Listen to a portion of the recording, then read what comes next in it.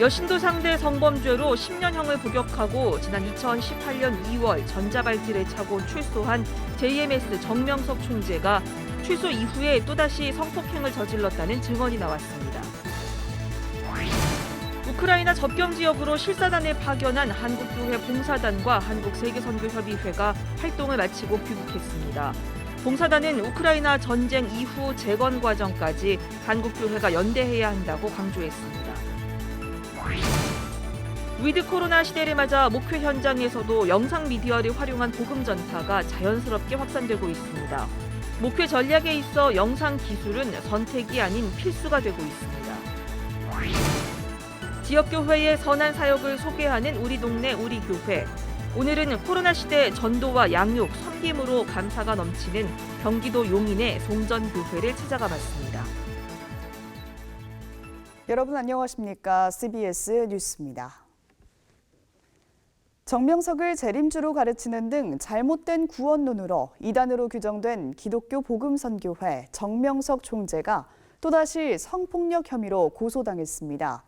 해외 국적 여성들이 오늘 정 씨가 2018년 출소한 이후에도 자신들을 상대로 성폭력을 가했다고 폭로했습니다. 송주열 기자입니다. 정명석은 여신도들을 상대로 한 성범죄로 10년형을 복역하고 지난 2018년 2월 전자발찌를 차고 출소했습니다. 그런데 JMS 정명석이 출소한 후에도 성폭력을 행사했다는 의혹이 제기됐습니다. 영국 국적으로 홍콩에 거주하는 메이플 씨는 만 18세이던 2011년 홍콩에서 JMS에 포교돼 신도가 됐다며 2018년 2월 정명석이 출소한 이후 2021년 겨울까지 15차례 성폭행을 당했다고 폭로했습니다. 메이플 씨는 정명석의 성폭행을 증명하기 위해 정 씨의 육성이 담긴 녹음 파일을 고소장과 함께 제출했습니다. 이렇게 신분을 가리지 않고 나와서 정명석을 고소하는 이유는 정말 더 이상 피해자가 없도록 하고자 합니다. 그들은 분명 제 말이 거짓말이라고 주장할 것입니다. 그래서 저는 제 말이 얼마나 진실되고 당당한지 보여주고자 여기 있는 것입니다. 메이플 씨는 기존 JMS 여신도 조직인 상록수 외에 스타의 실체도 폭로했습니다. 정명석이 스타를 성범죄 도구로 이용한다며 자신의 경험담을 이야기했습니다. 메이플 씨는 JMS에서는 정명석을 삼위일체가 이 땅에 보낸 재림주로 믿게 한다며 천주교의 수녀처럼 여성들을 메시아 정명석의 신부인 스타로 뽑아 관리한다고 말했습니다. 알고 보니 JMS는 해외 스타들을 그렇게 한국에 오게 하고 교회에만 의지하도록 만들었습니다. 세뇌 결과 2018년 제가 처음 성추행을 당했던 때 이상하고 혼란스러워도 그걸 믿음의 시험이나 하늘의 사랑이라고 저 자신을 오히려 설득했습니다. 호주 국적의 JMS 피해자 A씨는 호주 현지에서 영상 인터뷰를 보내왔습니다. 22살이던 2014년 JMS에 빠진 A씨는 정명석이 출소한 2018년 정명석을 만나기 위해 호주 JMS 신도들과 단체 입국했습니다. A씨는 2018년 7월 강제추행을 당해 호주로 돌아가려고 했지만 정명석의 압박으로 2019년 12월까지 머물며 수차례 준강제추행 피해를 당했다고 주장했습니다. A씨 역시 보복의 두려움에도 입을 열게 된 이유로 또 다른 여성 피해자가 없기를 바라기 때문이라고 말했습니다. This is my justice, this is my revenge, this is my everything. Like, I can't let it go. I was going to, but I can't. Like, I actually can't. They need to pay the consequences. They're not some righteous religion. They're an organization that supports an actual criminal, a rapist, and that is not okay. That can't go on. JMS 정명석의 출소 후 성폭행 의혹 기자회견을 주최한 김도영 전 JMS 피해자 모임 대표는 정명석 출소 후 100명이 넘는 피해자들이 속출하고 있다고 주장했습니다. 김 대표는 이어 정명석이 출소한 후 여성 피해자들이 많지만 보복의 두려움이나 교정당국의 안일함으로 아무도 고소하지 못하고 있다고 일침을 가했습니다. 작년 8월에 외국인 여성이 성범죄로 고소를 했음에도 법무부 보호관찰소는 이걸 인지하고 있는 건지 묻지 않을 수가 없습니다. 전자발찌가 장식품도 아니고 전자발찌 찬 사람이 또다시 성범죄를 저질렀는데 보호관찰소는 어떤 역할을 했는지 묻지 않을 수가 없습니다. JMS 정명석의 출소 후 성범죄 의혹에 대한 고소장은 경찰청에 접수됐습니다. JMS 측은 이번 기자회견에서 폭로된 내용에 대해 사실이 아니거나 왜곡, 과장된 것이라고 주장했습니다. CBS 뉴스 송주열입니다. 최근 우크라이나 접경 지역으로 실사단을 파견한 한국교회봉사단과 한국세계선교회협의회가 활동을 마치고 귀국했습니다. 이들은 우크라이나를 향한 관심이 잠깐 반짝이고 말아선 안 된다며 전쟁 이후 재건 과정까지 한국교회가 끝까지 연대할 것을 요청했습니다. 오요셉 기자입니다. 실사단 활동을 마친 한국교회 봉사단과 한국세계선교협의회는 우크라이나 지원을 위한 중장기적인 계획을 세워야 한다고 강조했습니다. 선제적으로 2천만 원 상당의 구호 물품을 전달한 이들은 지속적인 지원을 위해 한인 선교사들과 현지 교회와의 협력 체계를 구축했습니다. 한교본과 KWMA는 지금은 전 세계의 이목이 우크라이나에 집중되고 있지만 전쟁이 장기화되면 연대와 지지가 느슨해질 수 있다며 체계적인 지원 방안을 모색하기로 했습니다. 전쟁 상황 속에 잠깐 관심을 받았다가 이것이 혹여라도 장기화돼서 잊혀질 것에 대한 두려움, 걱정들이 참 많습니다. 이것은 분명히 큰 파괴가 일어났고 큰 분열이 일어난 상황이기 때문에 그들의 삶의 터전이나 그런 환경들을 복구하는 일들을 어떻게 장기적으로 우리 한국교회가 감당해야 할지. 특히 전쟁 후 피해 복구 사업에 엄청난 노력과 비용이 들 것으로 예상됩니다. 우크라이나 당국은 러시아의 침공으로 입은 피해가 지금까지 약 620조 6천억 원에 달한다고 밝혔습니다. 더욱이 우크라이나는 농업 의존도가 높은데 이번 전쟁으로 농사 시기를 놓쳐 식량 위기 등 더 큰 피해가 발생할 것이란 우려가 나옵니다. 우크라이나 한인 선교사 협의회장 한재성 선교사는 하나님께서 우크라이나의 회복을 통해 유럽 전역에 큰 복음의 역사를 이루실 것으로 기대한다며 한국교회의 지속적인 관심과 지원을 당부했습니다. 이 전쟁이 끝나도 그 뒤에 다가올 그 후폭풍이라는 건 말도 못할 것 같아요. 그들의 무너진 심령과 깨어진 마음들, 그들이 흘리고 있는 눈물들을 하나님의 사람들이 그리스도의 몸된 교회들이 일어나서 그 일에 함께 동참해야 되지 않겠는가. 선교사들은 또 그리스도의 사랑 안에서 한국교회와 선교사, 현지교회가 하나가 돼 공동의 노력을 기울여야 한다고 강조했습니다. 연합되어진 공동체가 된다면 훨씬 더 우크라이나를 돕는데 피난민뿐만 아니고 그 복구하는 데도 굉장한 도움이 되겠다. 하나 되어져서 그 나라를 중보하고 그 나라를 바라보면서 나아갈 때 가장 큰 위로가 되고 힘이 되지 않겠나. 우크라이나 시민들 또한 한국교회 연대에 고마움을 전하며 지속적인 기도와 지원을 요청했습니다. Тому що ми звикли, що корейці навіть так турбуються про нашу країну. Це дуже-дуже приємно. Тому дуже вам дякую. 그리고 우크라이나를 위해서 많은 기도와 관심을 부탁드립니다. 너무 감사드립니다. CBS 뉴스 오요셉입니다. 위드 코로나 시대를 맞아 목회 현장에서도 영상 미디어를 활용한 복음 전파가 자연스럽게 확산하고 있습니다. 예장통합총회 순천노회가 마련한 위드 코로나 시대 목회 세미나 소식을 전남 CBS 고영우 기자가 전해드립니다. 전남 광양교회 예배당에서 목회자들이 각자 가지고 온 노트북과 스마트폰으로 동영상 프로그램을 작동시켜 보고 있습니다. 위드 코로나 시대 복음의 소통 방식도 기존 인쇄 미디어에서 영상 미디어로 다시 소셜 미디어로 진화하는 데 적응하기 위해서입니다. 코로나 이전의 목회 패러다임이 어떻게 복음을 전할 것인가 했다면 코로나 시대 목회는 어떻게 복음에 참여시킬 것인가로 변화하고 있습니다.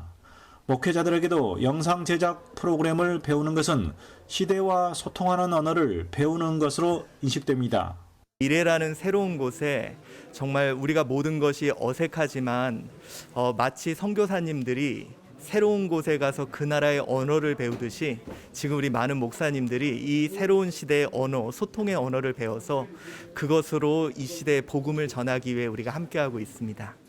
김태훈 목사는 10,000원 정도 하는 마이크와 15,000원 하는 크로마키용 실사 출력물 등 전체 5만 원이면 수천만 원 하는 스튜디오 부럽지 않게 내 방에 스튜디오를 꾸며 영상을 제작해 전파할 수 있다고 말합니다.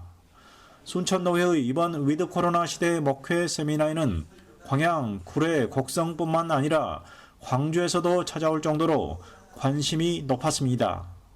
새롭게 펼쳐질 교회 예배 형태에 대해서 다양한 변화를 줄 수 있다는 점에서 상당히 도전을 받았고요. 위드 코로나 시대 이제 영상을 활용한 목회는 선택이 아닌 필수가 되고 있습니다. CBS 뉴스 허영호입니다.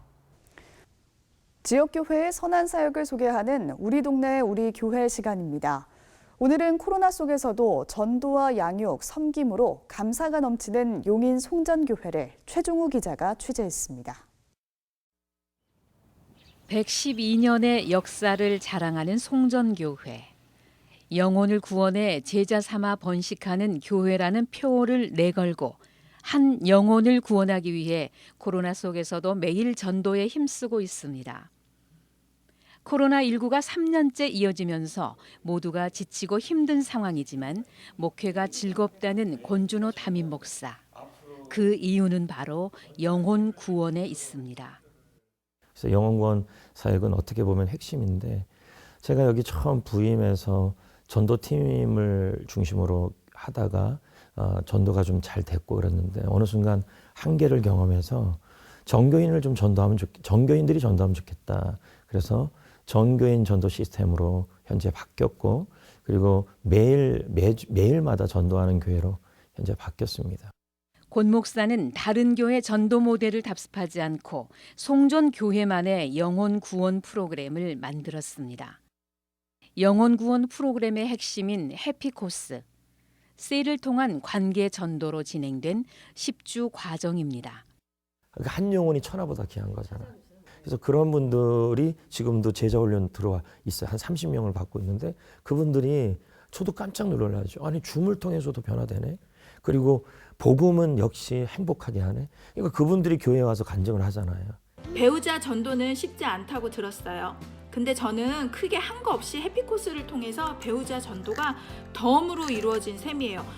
송전 교회의 두 번째 핵심 가치는 다음 세대 사역입니다.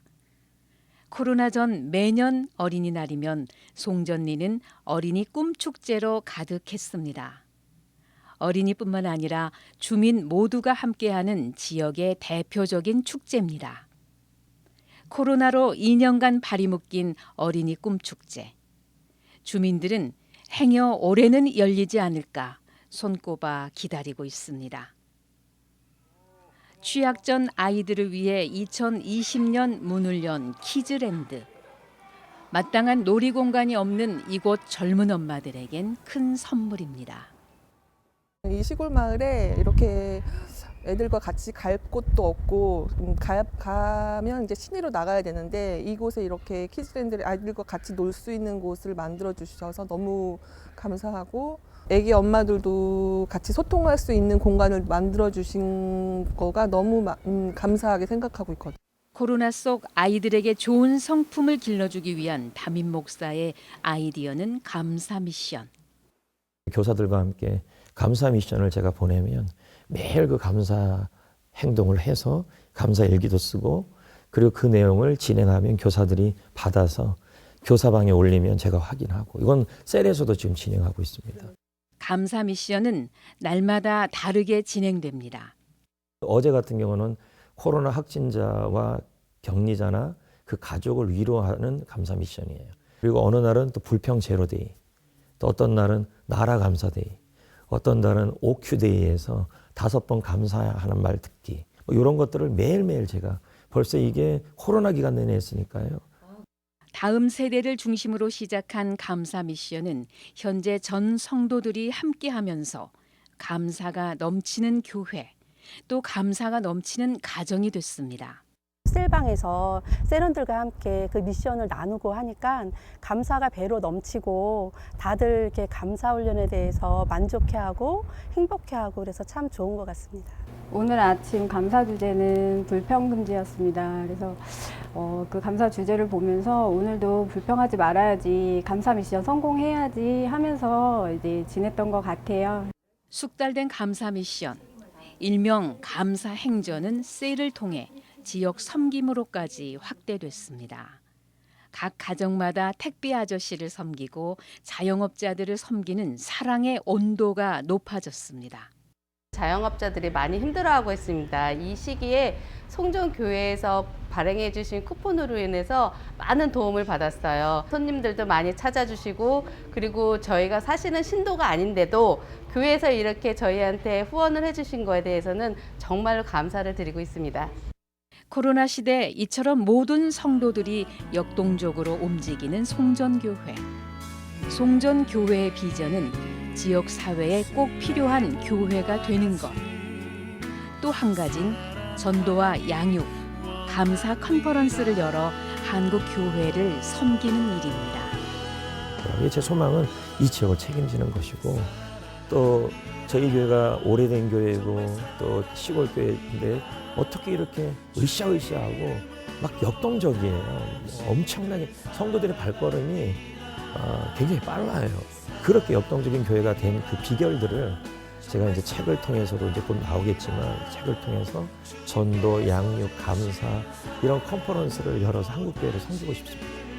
CBS 뉴스 최종우입니다. 기독교 대한성결교회가 최근 수안보에서 평신도 지도자 대회를 열고 우크라이나 전쟁 종식과 국내 산불 이재민을 위해 기도했습니다.